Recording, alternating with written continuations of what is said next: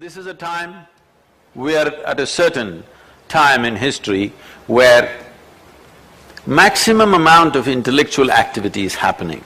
Or in other words, maximum number of people are beginning to think for themselves. There was a time in one village, only one person was thinking for everybody, others just took instructions from him. But a time has come when every individual is becoming capable of thinking for himself. Once so much intellectual capability comes, when people ask for well-being, you pointing upward is not going to work. Your well-being is up there, is not going to work. It's beginning to happen. So a lot of people are looking outward. By looking upward in the world, many people have become hallucinatory, many wars have been fought, incredible amount of cruelty has been imparted on each other because people are looking up. Now people have started looking out for their well-being. Now, in pursuit of human well-being, we are ripping the planet apart. This whole so-called environmental degradation is just the result of pursuit of human well-being. 100 years ago, where we were and where we are today in terms of our comfort and convenience, it's not even imaginable. We are the most comfortable generation ever, do you agree with me? Hello? We are the most comfortable generation ever, but can we claim that we are the most joyful generation ever, peaceful generation ever? Do we know really well-being? This is because Samskriti, the word Samskriti is today being used as synonymous with culture, but what Samskriti means is, Sam means equanimous, Sam also means exuberant. Kriti means to do life in an equanimous and an exuberant way. The problem right now with most people is, if they're equanimous, there is no exuberance, if they're exuberance, there is no balance within themselves. I always see, if I tell people, be intense, they will become tense. If you tell them relax, they will become lax. In laxity there is no life, in tension there is no life. Intensity and relaxation is life. Life will happen at its peak if you know how to be intense and relaxed at the same time, equanimity and exuberance at the same time. This is Samskriti. So this is our Samskriti, how to become equanimous and exuberant at the same time. I think very proudly the Chief Minister was referring to the tribal people, though they are poor, how they're living, I don't get all the words, but I get the spirit behind that. How they're living with great pride and joy, though they're living in very rudimentary accommodations, no so-called modern amenities and luxuries, but life is full. Only thing we need to take care of is basic nourishment. If this one thing is taken care of, a human being is capable of organizing his own inner nature in such a way that he can live a full life. Fundamental requirement of nourishing the body, that alone must happen. Rest is all, largely destructive, what we're doing in so many different ways. Now this Samskriti evolved over a period of time where to make it a household thing, so that it is not like a teaching, it is not like a philosophy, it is not an ideology or a religion, but a way of living. To make this, huge efforts were made to take it to every human being. Then after some time, this became known as the Hindu culture. It's very important to understand this. The word Hindu comes from this, that the land that lies between Himalayas and the Indus Sagara is Hindu. This is a geographical identity. If you are born in this land, you are a Hindu. Whether you are a man, you are a tree, you are an earthworm, it doesn't matter. You are still a Hindu. It's like saying an elephant is born in Africa, we say it's an African elephant. If a lion is born in Africa, we say it's an African lion. So it's a Hindu earthworm because this is a geographical identity. We revered these geographical features because these two geographical features of Himalayas and the Indian Ocean gave us the freedom to do what we want. That is, a period of 8,000 years or so, we had undisturbed life. No any kind of outside barbarians coming and attacking us, no invasions, nothing. It gave us a clear life of peacefulness. So things evolved, mathematics, astronomy, music, spirituality, all these things found the highest expression because there was no worry about survival. The land was rich, the rivers were plenty, agriculture was producing enough food, enough animals around you, everything was fine. So people directed their energies inward, wanting to know the nature of our existence, which is natural for a human being, once survival concerns are taken off. So when a culture lived for 6 to 8,000 years without concerns of survival, naturally this culture evolved inward. One thing we did was, we did not take care of our military forces because we thought Himalayas and Indian Ocean is going to take care of us. That is why in great gratitude we called ourselves Hindus, because Himalayas and Indian Ocean are the basis of our well-being. So in gratitude, we named ourselves Hindu, because these two geographical features made our life, made us who we are. Without them, we would not be who we are. So this is an expression, the word Hindu is a tremendous expression of gratitude to the mountain and the ocean, between which we flourished. So this culture evolved and grew, and this is not a culture, this is the only culture where there is a conscious effort to shape a human being. Most of the cultures evolved because of geographical compulsions or survival compulsions. They developed certain… the only goal was always mukti. Whether whether you educate yourself, that's towards your mukti. You do your business, that's towards your mukti. You do your politics, that's towards your mukti. You raise a family, that is towards your mukti. Everything else is secondary. The only and only goal is to attain your liberation. Till last generation probably, in day-to-day conversation, mukti, moksha were common words being used. Only now, probably in the last 30–40 years, it is kind of evaporated from our conversations. Now we are discussing what is happening in the share market every day. Nothing wrong, but it's too narrow a focus. Nothing wrong about the share market, nothing wrong about the business.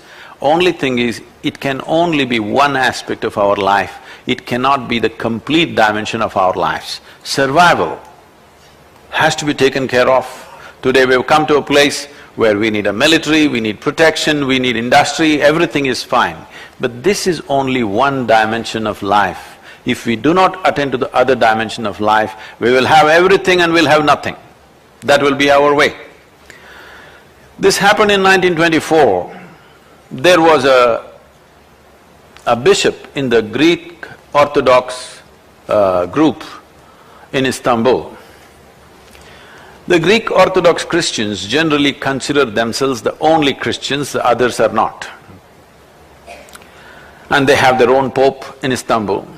Being on the Silk Route, so many miraculous stories from India floating across the Bosphorus, exciting their imagination about yogis, mystics and all kinds of stories. So the bishop had great urge to visit India, but being a man of cloth, he could not decide when to go where. So after he was 60 years of age, he found the opportunity to come to India. He came to southern India and he found a guide. He wants to meet a yogi or a mystic. So somebody pointed out, go up this mountain, in a place like this there is a yogi, he's the right man for you. So our man went up with great trouble. Then he saw a yogi sitting in front of a cave, completely blissed out. He went and prostrated in front of him, and the yogi saw all this commotion of going down and going up. Then he opened his eyes and smiled. Immediately the bishop asked, "Can I ask you a question?" The yogi said, "By all means." The bishop asked, "What is life?" This is after 60. Okay. You should have asked this question when you were 8, at least 16, 60. But it's okay, it's better late than never. So when he asked this question, what is life? The yogi went into raptures within himself and said, oh, life is like the fragrance of jasmine upon gentle spring breeze. The bishop looked like this and said, what? Life is like fragrance of jasmine upon gentle spring breeze? My teacher told me, life is like a thorn. Once it gets into you, if you sit it hurts, if you stand it hurts, if you lie down it hurts. And you are saying it's like fragrance of jasmine upon gentle spring breeze. How is this? The yogi smiled and said, well, that's his life. Now, what I'm telling you is, this is a land where always you have been told your life is your karma. Yes? Now people have invented this. Karma means it's something that drops from somewhere. No. Karma means action. Whose action? Our action. So it is just what we do. In terms of action does not mean just what we do in the world. Every moment as you sit here, in wakefulness and in sleep, there are 4 types of actions happening within you all the time. Physical action, mental action, emotional action and energy action. Happening every moment of your life, whether you're awake or asleep, it's happening.